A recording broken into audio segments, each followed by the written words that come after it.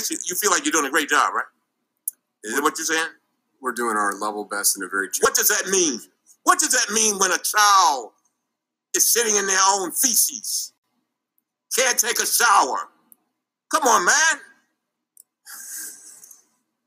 What's that about? None of us would have our children in that position.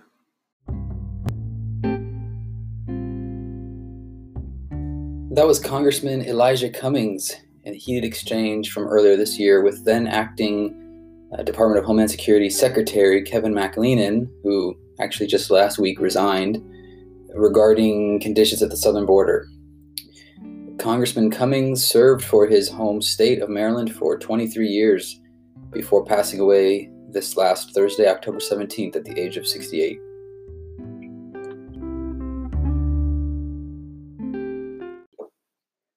Hello, and welcome to the pilot episode of The 10th Man. This is Chris Wooten podcasting from Sacramento, California. It is October 19th, 2019.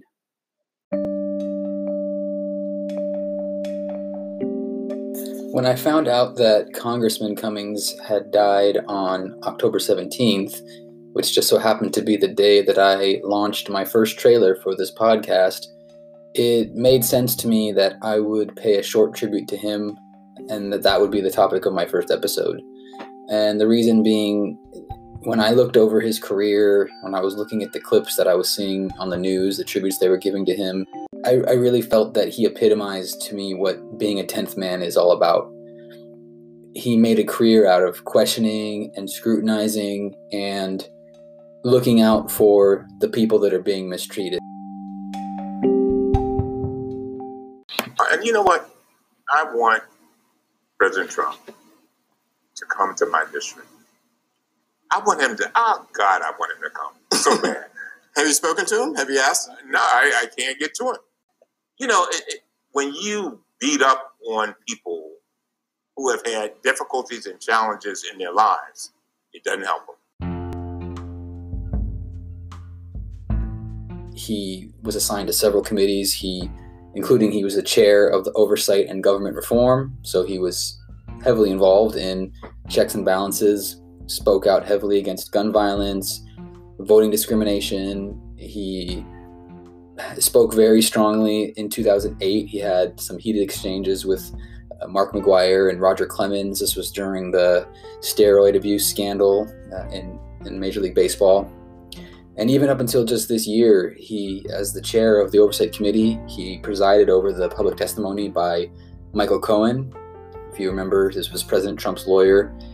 And he actually was a leading figure in the impeachment inquiry against Donald Trump that's happening right now.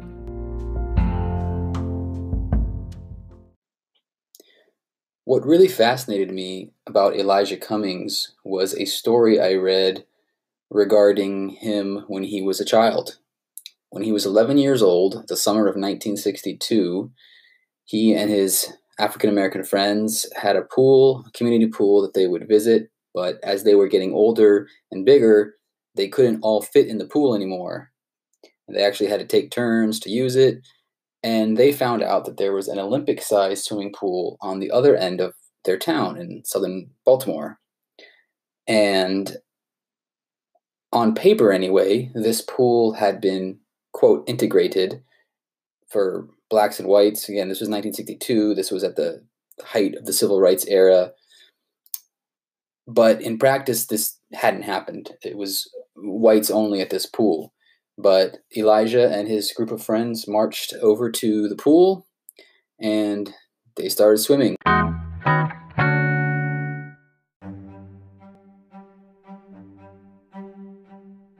As you might imagine, this did not initially go over well. He and his friends were met with angry white protesters, and it actually turned violent. They had rocks and bottles thrown at them. Young Elijah actually took a hit from a bottle to his eyebrow, and it left a scar on his face, which stayed with him the rest of his life. And reading this story, I was very fascinated and in awe, really, of the fact that an 11-year-old child would force the issue and enact change in this way at a time where it clearly was not safe to do so. And going back to the topic of the 10th man, and we just discussed his career and all the things he's done, I really felt that I needed to pay a small tribute to this man as the topic of my pilot episode, because I think that his story really illustrates the importance of the concept of a 10th man, and that being somebody who will challenge the status quo, who will challenge the consensus, who will be a contrarian when needed. I will let that be the conclusion of my pilot episode. I want to just thank you again for taking the time to listen, and I hope that you will check out the website for the podcast. It is anchor.fm/10th man, and please leave me a voice message. There's a tab on there where you can leave a message, and what I would like to do is hear your thoughts on topics of future discussion, because I really envision this podcast as being an engaging dialogue, not just me speaking my opinions on things. And I'd like to hear what people have strong opinions about, or things that maybe you don't have a strong opinion about yet, but that you feel is important. And I am going to be thinking of some of those topics myself. I've already got some in mind. And I would also like to ask that you check out my Instagram. It's 10th.man.podcast. And I will be putting up clips of some of the different topics that I'd like to talk about. So if you are so inclined, I would really appreciate it if you could leave a comment on those clips as well. Once again, thank you very much for taking the time to listen as we pay a small tribute to Elijah Cummings, thanking him for all the hard work he did for this country. And I would just like to close with one more short clip from Elijah Cummings. This was his first speech to Congress after his election in 1996. I will be talking with you again very soon.